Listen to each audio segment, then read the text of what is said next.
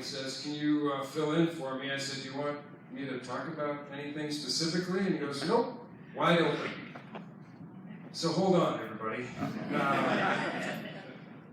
So I went to, well, I guess we'll start a little earlier than that.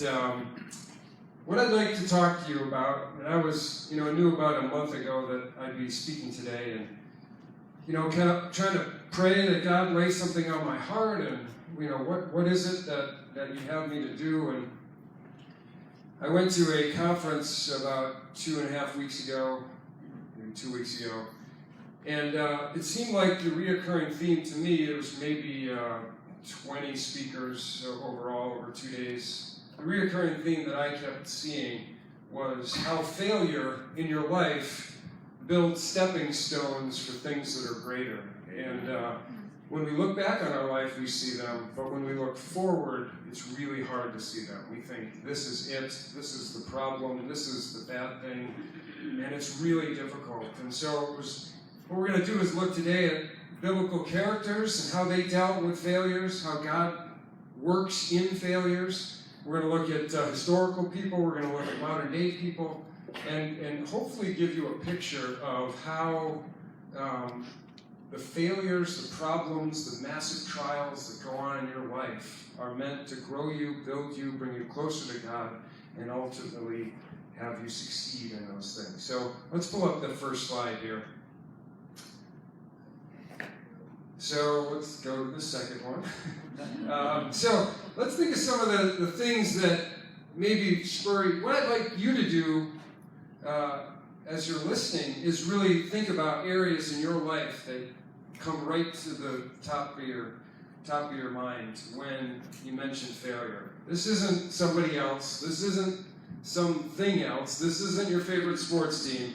This is literally your life as you look back and take stock in it. So, when I thought of some things that came to my mind first off was I loved playing sports as a kid and still do, and as I look back on situations in my life, some of the things when I think of failure, I think of like losing the big match when you really needed to win, when everybody was on board and this was the big one, and then you lose, or your whole.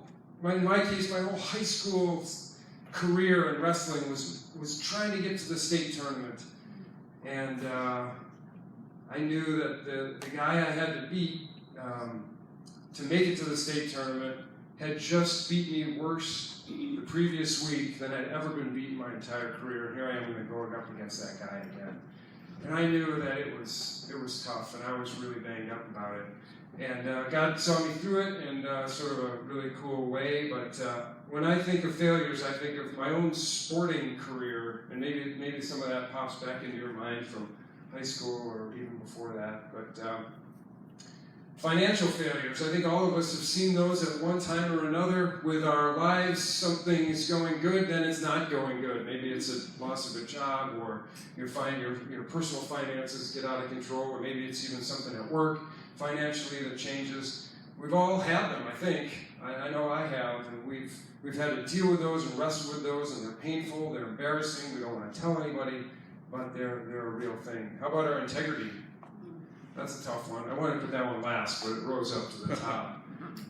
You say you're a Christian, you say you're a good person, you say you're moral, but yet there's checkers in your past that you wish weren't there, that you think, how could I do something like that? How could I have that response? How could those words come out of my mouth?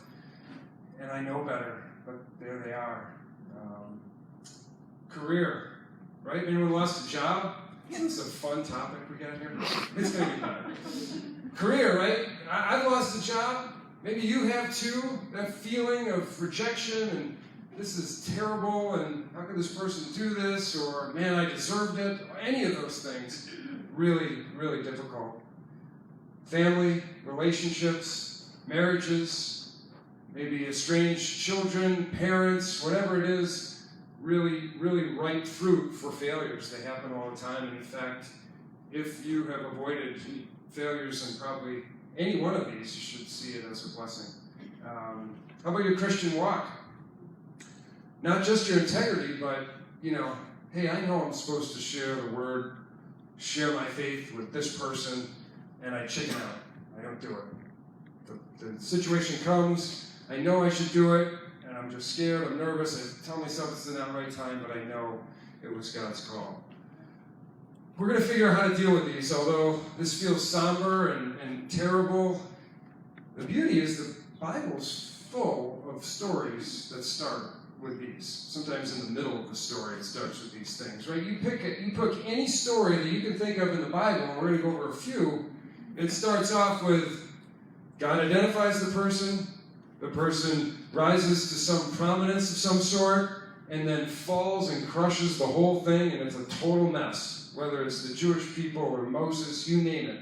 All of them had a rise, a fall, and then the rise at the end was because their faith, their whole existence, totally depended on God, not on themselves. So rise on your own bootstraps, fall hard, God picks you up and you rise to greater than you could ever imagine. So that's the heartbeat of the Bible, at least how I see it. And you can tell me if you think you see any stories in there that are different, but they're all the same. That's the plot of all these stories. New Testament, Old Testament. That's God's heart for us. So when we fail in these situations, we could just put ourselves on that path of that story, because we know that with failure, God has something even greater for us. He's getting our attention to take us to places we couldn't even imagine. Let's go to the next slide. So I told you, anyone recognize this guy if you're TV buffs? Bear Grylls, Man versus Wild, Man versus Nature. I think maybe both. I've watched that show for maybe 5 minutes. Didn't know anything about it, but here I'm at a conference and he's talking, and I think, whoa, a celebrity. This is great. And so he starts off, and I was sort of interested to hear what he was going to say. It was a quasi-Christian conference, so I wondered if he was, Christian at some level. And he gave a very compelling testimony, so check that box off. And then he fired into what I didn't really think. He talked about how his life has been one series of failures after another. And I think young guy, probably known the world over at this point, super famous throughout Europe. Obviously, he's from England. He was a SAS, which is sort of the Navy SEAL version of the British Army. So he talked about two stories. I'll tell you those quickly. He said that when he was getting into the SAS, the training for it was much like we know the Navy SEAL training that you get to see on TV or whatever. And it talks about how these guys they figure out the most cruel and epic and worst things they could possibly do to these people to try to break them, just who's going to break and when.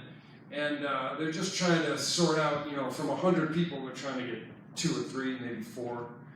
So they're pushing the top of the top, the elite, the smartest, the strongest, the fastest guys, and then they're just trying to break them. So same situation here. He says that the way they do it there, and he didn't realize this going in, is that they really want to see the guy who fails the first time. The guy who doesn't do it, goes through a 9-10 month ordeal, gets just the bag beat out of him, and then fails, and then says, I want to try again. They're looking for that guy. So unbeknownst to him, he did fail that first time, but he just knew that he knew that if he did it again, he thinks he could do it. And they were looking for that. And he said of the 4 people that passed, out of the 100 that entered that second round for him, 3 of them were second-timers. So it was only one guy who made it through the gauntlet. Because what they were doing was trying to find people who could fail and then stand back up and keep going. What a great picture for us in the Christian world, that our failures and our fallings and our troubles and our, I can't go on anymore, those are where the rocket ship takes off, not where it keeps going down. So I was really inspired by that. Another thing that he's mentioned was, he puts these celebrities and people on his show, he brings them out in the middle of some godforsaken place and, tries to survive. I'm always saying, but there's camera guys all around him. It's not that dangerous. The camera guys are eating Snicker bars and stuff, and everybody else is starving and eating steaks or whatever. So it kind of, so he brings people out, and he essentially tries to get them into a fear situation of where they're going to crack, a lot like his SAS experiences. And so he said, you know, we do that on the show, but I realized that I needed to do it too. And somewhere in his time in the Army for Britain, he jumped out of an airplane, which he did quite often, as one does, if you're an SAS. And one particular time, the chute opened partially, it didn't open fully. So he came down, I'm filling in some gaps, but he basically came down really, really hard. Didn't kill him, but it got really close. Broke both of his femurs, snapped his back, massive problems, in the hospital for better part of a year. And you think, this is a tough dude that's running around now, like, you know, jumping off waterfalls again, and you just think, wow, that's crazy. He says, I am desperately afraid of jumping out of airplanes to this day, you know. He can eat a snake, he can punch a shark, or whatever he does, but jumping out of an airplane, no thank you. He says, so what I realized is I was running away from it. I was doing all these other things to try to, you know, get my toughness, I'm tougher, I'm fear, but he knew in the back of his mind that always haunted him. And he said, what he found was that he forced himself to now jump out of an airplane once or twice a month, even though it was the scariest thing he could possibly do. And he knew that life was that much more rich and crazy and strong, and he could face those fears, and he just found a new sense on life because he could put himself back in a situation where his fear was. And I think when we have failures, we have fear, right? We have fear of doing that again, and we even have fear of failure, and we're going to talk about a couple of highlights in those that come out of the story of Simon John the Apostle. So let's go on to the next one. So I got this other person that I was studying, and this guy is the poster boy for failure. Some of you may know him, but age 23, fairly young, but he lost his job, and he decided to be a politician at the same time. Young, 23, right? A little young maybe to be even a politician. But the thing with whether you know, everyone's got a love-hate with politicians, but when they lose, everybody knows they lost. You know, when you and I lose something, a few people know, our wife knows, our kids maybe know, our friend, not everybody that we know, not the entire community, state, nation. So you lose an election, it hurts. So let's go to the next one. A year later, he's got this business up and going, because he just lost his job, and the business fails. Bankruptcy. He's getting sued, it just blows up in 1 year. It just goes from, I'm going to start this new thing, to epic failure. Let's keep going. Girlfriend dies at 27.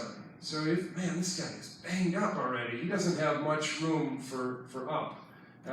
He's got sort of massive failures almost within a couple of years of each other. This is a fiancé girlfriend, so he was, you know, by all attempts, a lifelong sweetheart, and she passes away at the age of 20, or he's at the age of 27, she was a few years younger. He gets back on the horse and says, well, I'll run again, try this again, I'm a little older now, and he loses the appointment for state speaker of the House of the state that he's in. Let's keep going. 34, he lost a run for the state Congress, so he's now no longer in politics, and he is back trying to figure out what he's going to do for a living. Go ahead. He lost another state 3 years later, so you get banged up, everybody knows you lost. 3 years later, you go again, and you lose. If I was him, I think I'd be all set with anything political. Everybody's saying, oh, that guy's a loser. Let's go.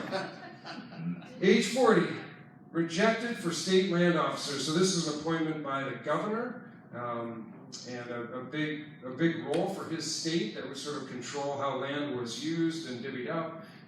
And he was on the docket, and then they said no. Have any of us been in that situation? We thought something was coming to us. We were going to get the call any day. It was locked and loaded. We had already planned out how our life was going to be, and then the call came in. It was opposite of what we thought, and everything had to change. Epic failure. Go ahead. we got two of them here. 45, he decides, forget the state stuff, I'm just going to go for the big time. This guy is a glutton for punishment. He loses a run for the U.S. Senate. So now it's not him, it's not just his state or his group of friends, it's now the whole nation is staring at him saying, oh, this guy did not make it. And then he, 2 years later, teams up with someone running for President of the United States and then loses. So now we're starting to get, he's maybe known worldwide now for being a good loser. Let's go. 49. One more try at the U.S. Senate. I don't know where this guy's got the gumption. He has just completely messed up. So you may be thinking, Spence, you made this up. Nobody does this stuff. This is crazy. I'm guessing that about half of us have a picture of this guy in our pocket right now. Let's go to the next slide.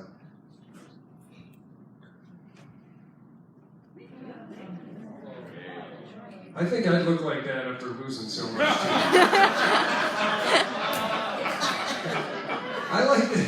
I like that, you know, he knew he was getting his picture taken, because cameras were like basically brand new. And they're like, hey, do you want to fix the hair? No, I'm good. You sure? Yeah, smile, maybe.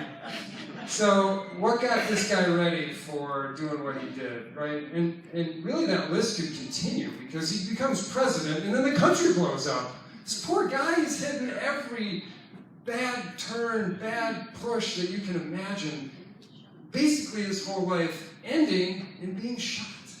I mean, you think like, this guy said some of the most amazing words for our country. We are our country because of that human being. I mean, and the stuff you read about him, his wife was, at best, not nice to anybody, including him.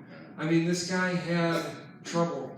Children dying while he was in office, fighting for the cause of the Union. Just one bad turn after another. And here's a guy that he's synonymous with the United States. We all carry around pictures of him all the time on pennies, right? I think we asked Lincoln, hope we see him in heaven, we asked Lincoln, you know you're on the penny, right? And the penny isn't really worth too much. I wish that Lincoln would say, that's about right. It's not worth anything, but everyone sees it. Okay, I'll take it. He'd probably give you a look like that. Let's go to the next slide. So, you know, there's a lot to talk about Lincoln. This is about Lincoln, but I thought, let's just throw in a cool quote that he had while we're talking about this. So this guy, you know, during the Civil War, it's just a total mess. You know, everybody's freaked out because we're not just all together fighting this other person, we're fighting each other as Americans, and he's somehow going to try to control this madness. Without divine assistance, I cannot succeed. With it, I cannot fail. It's funny that he says failure. I am busy, engaged in the study of the Bible. I believe it is God's word because it finds me where I am. Amen. So here he is, just diving into the Bible. And there's a bunch of quotes about him. I read briefly about some of the things. I've read a couple biographies over the years. But, you know, he struggled with his faith on and off. Probably a lot for that beginning years, you know, where we're sort of finding your footing. But I think it's agreed that while in office, while he was a president, that his faith was really firm. And he has a lot of these quotes. There's a lot of other quotes attributed to him from sort of previous, but sort of as he stepped into the role and saw how much more difficult it was than even his own life, he relied on God's word a lot, which is really fitting for what we're going to talk about. Let's keep going. So we mentioned a couple things, and I just want to run through these. I think all of us can sort of, now that we're connecting the dots with failure and success and so on, we got Joseph, right? Coat of many colors, rejected and lied to and thrown in a pit and sold by his own brothers to get him away from his dad, and then gets in jail, and then, you know, it's just like one bad news after another, one failure after another. A lot of them weren't his doing, but sometimes in our life, the failures that we encounter, they may not be our doing. A lot of times they are, unfortunately, but just because we get failures that don't have anything to do with us and they're just things that happen to us, doesn't mean that we don't have to go through them. Doesn't mean that they're not just as painful. But Joseph, and then we all know the end of these stories, but the beginning is what kind of makes them interesting and shows us a pattern for how we could live in these situations. King David, a man after God's own heart, the sort of golden child, kills Goliath. He's the man running around Saul and the whole thing, and even that was kind of a failure. He's being chased all over the world, literally, to be killed. But the Bathsheba thing is what I think about. We all, the sexual issues that happen there, the murder, essentially. We're talking about David. I just, no offense if your name is David, but there's a lot of people with the name David. And I think, have they read the whole thing? Like, there was some messed up parts in there. But the reality is that God took a broken human being, which we all are, and David shows that in spades, and yet he's still, pointed to as the model at some level, and we're still naming our kids after him and the whole thing. So it really is that same trajectory of you get there on your own, you fall down, God takes you and brings you to even more loftier heights. Paul, the apostle, his job was to mess with Christians, early Christians. Let me stop these group of, quasi-Jewish, cultish Christian people. We're getting them out of here. We're going to stone them, threaten death, really go to town. And yet God takes that, what we would call a failure. I think in his mind he was doing something of righteousness. But we can all see it for what it is, and God changes him and makes him basically the author of the New Testament. I mean, the majority of it's his, and some of the passages that I love the most about the Bible are written by Paul in a prison, just one bad scenario after another. I mean, imagine if Paul hadn't gone to prison, he wouldn't have wrote those letters, and we'd never be able to read what he wrote. I mean, you think, why am I in prison, God? This is crazy. I should be out there sharing your word. I'm in prison. But yet, because he wrote them down in the way he did, and he had time to do it, 2,000 years later, we're going over every word and every letter, and it's affecting us daily. That's pretty wild and awesome. How about Jesus, right? He's the main guy. He's who we're after. If you look at his life, stand back from it and take away all the sort of spiritual angle. You got a guy who's 33 years old. He started his ministry at 30, and he, got a small group of people together. He impressed some people. He did some really cool things. But then the crowd turned on him and they killed him. Done. 33 years old. A lot of us in this room are older than 33 years old, and they won't be talking about us in 2,000 years. So Jesus is sort of a prime example of some pretty amazing failure, but in the failure, again, was the trajectory for the amazing transformation, and his death actually was turned around. And the verse I read earlier, and we're going to read again, really signifies that God uses the weak and the failure parts of our life and our world to be the success, to be the amazing. The weak beat the strong in God's economy. So let's keep going. So I want to look at two quickly. These are a little bit more in depth. We'll do this for about 10 minutes, and then I want to show you the difference between Peter and Judas. Right? These are two people, both that turned their back on Jesus at the last moment. Right? Both of them were fully in. They're part of the 12. They are the selected ones. If we look back in the New Testament, at least, you'd say, these are the 12, these are the big guys. And here's two of them that have some pretty epic failures right when we need them to be strong and good, right? So let's read in Matthew 26. Then Jesus told them, at this very night you will fall, this very night you will all fall away on account of me. For it is written, I will strike the shepherd, and the sheep of the flock will be scattered. But after I have risen, I will go ahead of you into Galilee. Peter, the man, replies, even if all fall away from you on account of you, I won't. I will never do that. Truly, Jesus says, this very night, before the rooster crows, you will disown me 3 times. But Peter declared, even if I have to die with you, I will never disown you. And I will never disown you. And all the other disciples said the same. Thank you. So here we got, we kind of know the Judas story, so I don't dive into that because that's sort of the sad version. Then let's not do the Judas version. Let's do the Peter version. But we're all going to agree, as we get into this, that Peter totally bombed. This was not his day.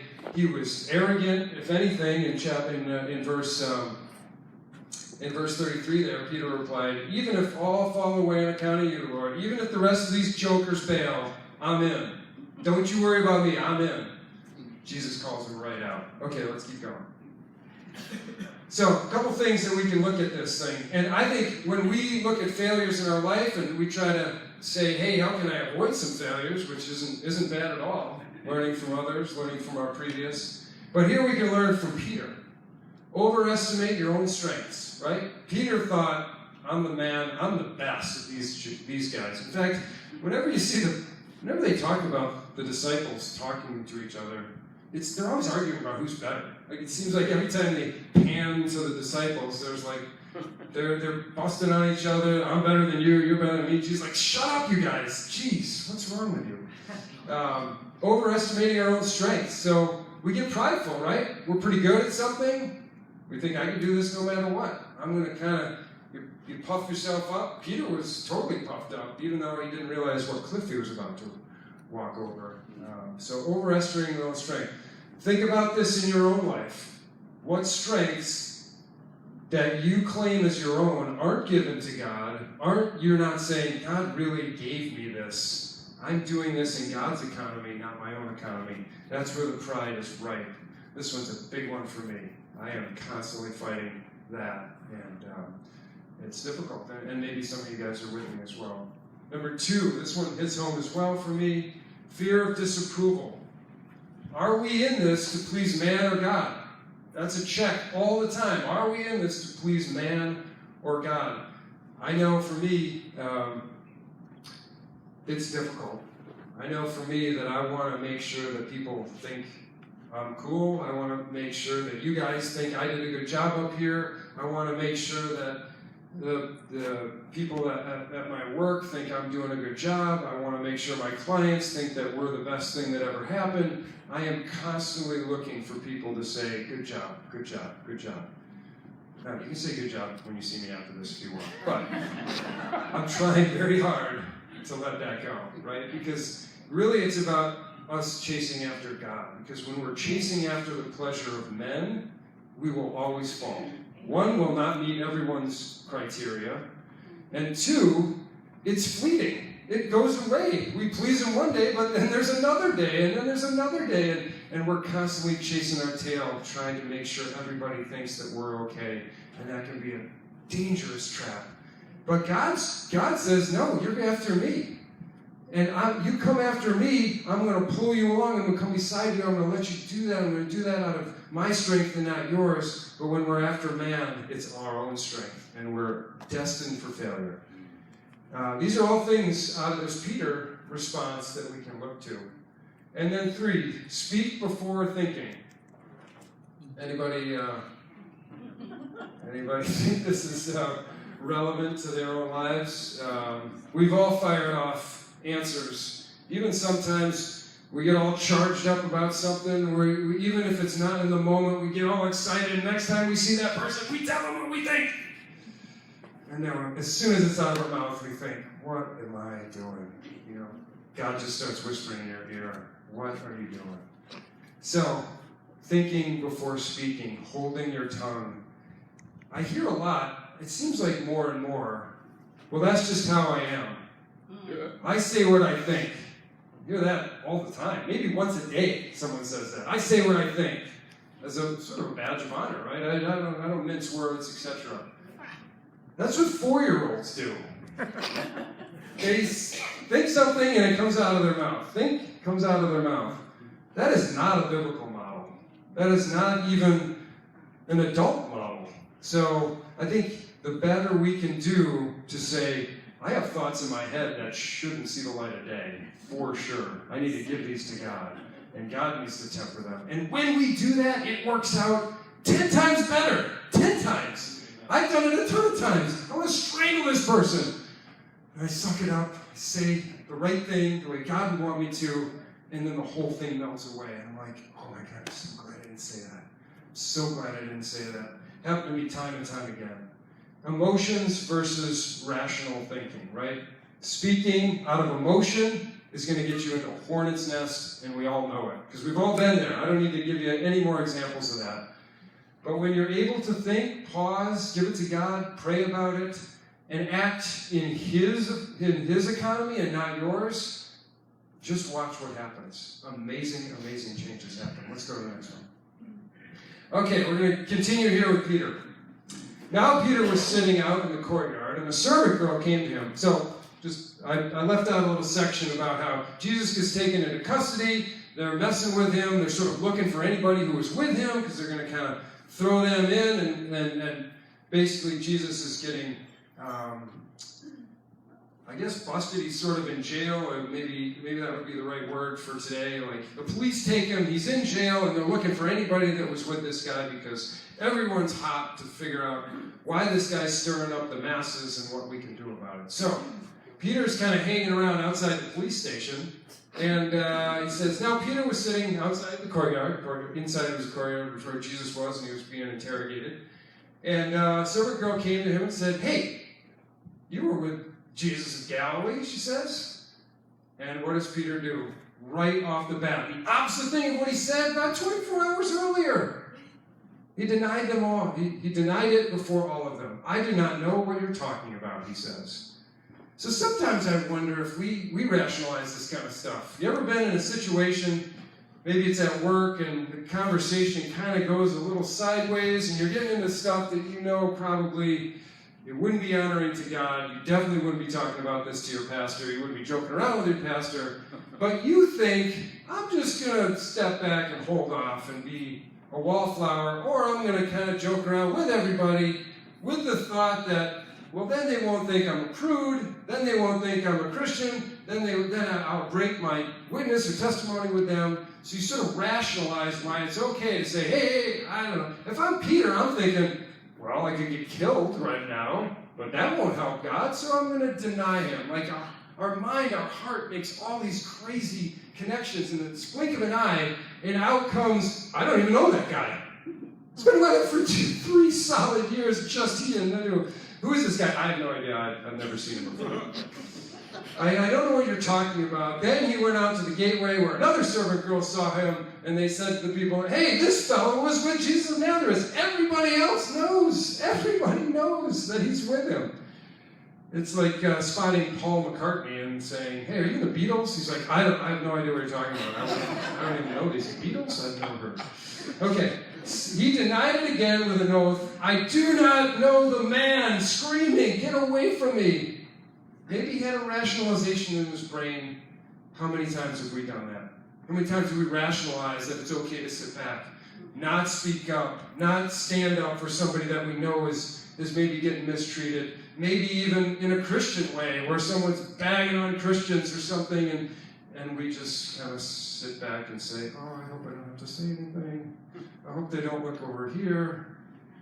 And yet, here we are looking at Peter and saying, what a mess this guy was. A little while, those standing there went up to Peter and said, surely you are one of them. Your accent gives it away. I mean, he's just like straight up busted. Then he began to call down curses, and he swore to them, I don't know the man again. I kind of see the fact that they threw in curses here, that this dude just lost it. He's cursing, right? I don't know if it's the same kind of cursing that we're talking about, but imagine the dude just starts throwing out F-bombs, right? He's just like making a mess out of the whole thing. He is, I am sure that you guys don't know me. Maybe he's even trying to like make it so it seems like, well, the way I'm talking, I definitely wouldn't be involved with this guy, etc. So, and unfortunately, I wish I could say this was something we could look at, or at least I could look at and say, what a joker that Peter was, man. He really blew it when it was really time. When it was go time, he blew it. But I look at my life and think, there's been a lot of times where I've been in the crux of it, and I've blown it. I haven't said the right things.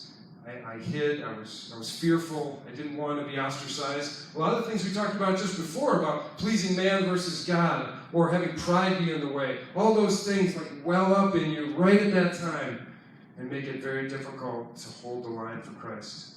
Immediately the rooster crowed. Then Peter remembered the words Jesus had spoken. Before the rooster crows, you will disown me 3 times. And he went outside and wept bitterly. Let's go to the next. So what do we do after the failure happens, right? We can't just give you the bad stuff. We've got to give you what to do. So we're going to fly through this because time is short. What do we do after a failure? Grieve. Isn't that what the last line of what Peter did? These are Peter's example of how to mess up and how to get back on the horse. Here we are. Own it. Learn the lesson. Peter didn't run around and say, it wasn't my fault, I was nervous, I was scared, I didn't do this, the other guy made me do it, Judas was saying something to me. We're so quick to think of 100 reasons, even if they're patent lies about why we blew it. We want to blame everybody else. It's our instinct, it's buried inside of us. We've got to fight that. Open my lips, Lord. This is David talking about when he blew it. Open my lips, Lord, and my mouth will declare your praise. You do not delight in sacrifice, or I would bring it. He was talking about like physical sacrifices. You do not take pleasure in burnt offerings, meaning David at that time could do anything he wanted. He could give away millions because he had it. And then he says in 17, my sacrifice, O God, is a broken spirit, a broken and contrite heart. And you, God, do not despise. So even our brokenheartedness is a sacrifice to God. It's not something that we say, I got to get through this, and then even our brokenheartedness, our mourning, our grieving, those things, when we know we blew it, and we own it, and we're sorry, God says that's the beginning of an ember that turns into a massive fire. Let's keep going. Let the church body support you. I'm not going to read all this because we want to speed ahead. But essentially what Peter does is he goes back to the rest of the apostles. He hangs out with Christians. He doesn't disappear. He doesn't go by himself. He doesn't try to just go back and get around people that have nothing good to say. He goes to the people that he had just denied and is with them all the time. That's where Jesus shows up, right? He shows up because they're all locked in a house, and Jesus shows up with them. So when you fail, run toward your church body. Run toward your friends that are Christian. Run to those around you that you know can give you adequate support. But if you isolate yourself and just I'm going to hide this whole thing and no one's going to know it, I'm going to lock my door and cry in my bed, that is the wrong response. The right response is go around people. Be around your small group. Be around your church body. Be around your Christian friends. Let's keep going. Back up one. Cast myself on God's mercy. Basically, God knew this was going to happen ahead of time, knew your failure was coming, and said, I love you anyway. I love you even though. I love you because you failed, and we're going to bring you up and out of this thing. That's the message of the Bible. That's the message of any of the stories in the Bible. And it's certainly, if you look back on your life, it's the message of what's happened to you in previous failures and how you've grown from them. And you are the person you are today because of those things. And I bet you most of them have ended up in massive success. At least that's how it's been for my life. So there's a couple verses in here, Peter 1:3-7, that talks about a lot of that. It actually mentions living hope in here, which is kind of fun. Anyway, we'll just keep going, but you can write that down if you'd like to look it up afterwards. So I'm just going to read a couple of highlights here. We don't deserve it. We don't deserve God's mercy, but He forgives us. We think we're not good enough. This is post-failure. That little whisper in the back of your mind that says, what am I doing? I'm not good enough at this. Someone's going to tap me on the shoulder. Your confidence goes down when you have a major failure. So here's a way to think about it. Our past is not our future. If you look at all these biblical analogies, we look at some of the people that we just looked at, their past did not dictate their future. We need to separate the two. Jesus prays for us. So we got someone who is our Lord, the Lord of the world, the Lord of the universe. He's on our team, and He's praying for us individually. That is fantastic. Read Hebrews 7:25. He believes in us and expects us to rebound, and he uses our failures to build his church. Peter, remember Peter, the guy who blew it? A couple days later, Jesus said, "You're going to be the beginning and the rock of my church." This is a guy who just disowned him. I mean, if we had a friend who did that to us, we probably wouldn't talk to him again, right? On our darkest hour, right when we needed him, they just said, "I have no idea who you are." We would not be friendly with that person. Yet a couple days later, Jesus is saying, "Peter, I'm building my because he did the things that we just talked about, those three things. He grieved, he laid on God's mercy, and I'm forgetting the other one. And he had a contrite heart. He wanted to be for God instead of his own. Matthew 16:18.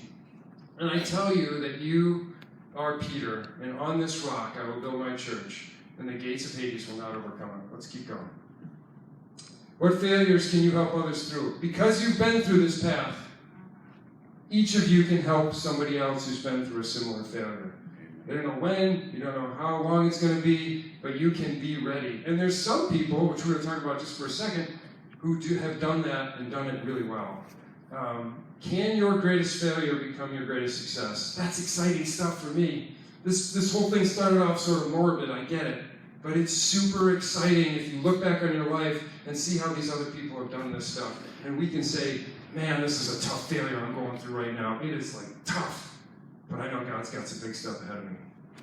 Dave Ramsey used his own personal bankruptcy to help millions of people with finances. You don't take financial advice from a guy who got bankrupt, right? Sounds terrible. He used a terrible, terrible situation he had when he was beginning his career in his 20s. He got all sorts of leverage in real estate. The whole thing came crumbling down. The bank called, and he had to basically forgo it all. And he started with a card table in his living room, started writing a book about how people could control their finances, which was based on the opposite of what he did. That's pretty insane. And now we're all reading his books like, "Oh, this guy's got all the answers." He didn't have all the answers at one point in his life. So he took a major failure and made it a major success. Let's see. I want to leave you with these two things. These two verses. "But God chose the foolish things of the world to shame the wise. God chose the weak things of the world to shame the strong." And then 2 Corinthians, "But he said to me, my grace is sufficient for you. My power is made perfect in your weakness. Therefore I will boast all the more gladly about my weaknesses, so that Christ's power may come to rest on me." I'm going to pray, and then Al's going to give us one more song, and I'm so glad you guys were here today. Lord, we're scared to death of these failures. We see them. Maybe we're not in that season right now, but you know they're coming. There's going to be more. And Lord, that you're using each and every one of those to grow us in a way that we have no idea. You have a better plan and a better path for us than we can ever dream of. Lord, we pray that we rest in that that's real for us. We've seen it in our lives in the past, but sometimes it's hard to push that into the future. Lord, we just pray for your guidance on this, your peace on this, your ability to be steadfast even though it just seems like rocky waters. We thank you again for Al and the example he's given us of almost this exact topic in his own life, just played out year after year. Just troubles come and positive things flow. And here he is, your good and faithful servant. In Jesus' name, amen. Amen.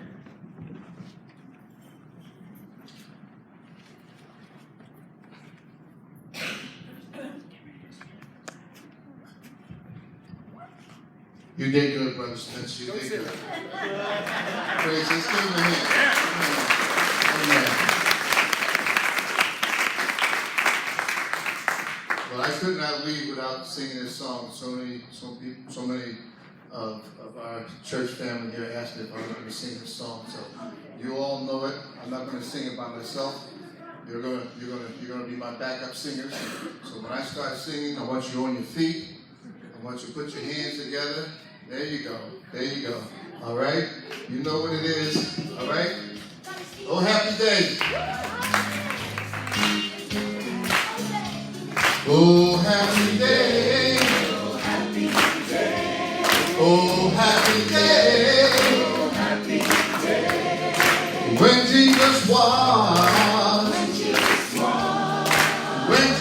Jesus washed, when Jesus washed, when Jesus washed, when Jesus washed, He washed my sins away.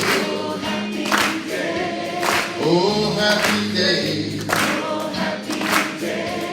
Oh, happy day. Oh, happy day. When Jesus washed, when Jesus washed, when Jesus washed, when Jesus washed, when Jesus washed, He washed my sins away. Oh, happy day. Oh, happy day. He taught me how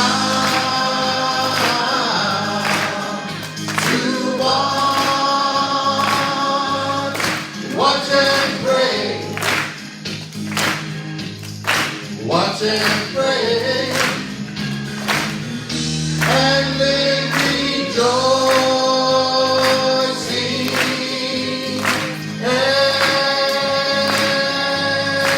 every day.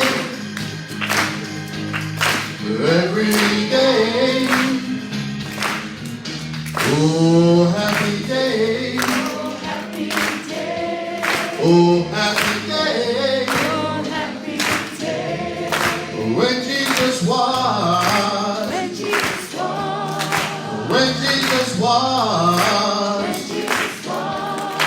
when Jesus washed, He washed our sins away. Oh, happy day. Oh, happy day. He taught me how to walk, watch and pray, watch and pray, and live rejoicing.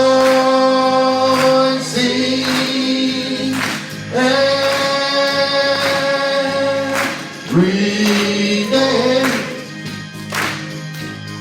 Oh, happy day. Oh, happy day. Oh, happy day. Oh, happy day. Oh, happy day. Oh, happy day. Oh, happy day. Oh, happy day. When we get to heaven, oh, happy day, we're gonna sing and shout. When we get to heaven, oh, happy day, can't nobody put us out. Oh, happy day. Do you love my Jesus? Oh, happy day. Do you love our Jesus? Oh, happy day. Do you love our Jesus? Oh, happy day. Oh, happy day. Oh, happy day. Oh, happy day. Happy, happy day. Amen. Thank you. Thank you so much. Thank you so much. God bless you all. Thanks for coming up this morning. Thank you. Thank you. God bless you. Amen.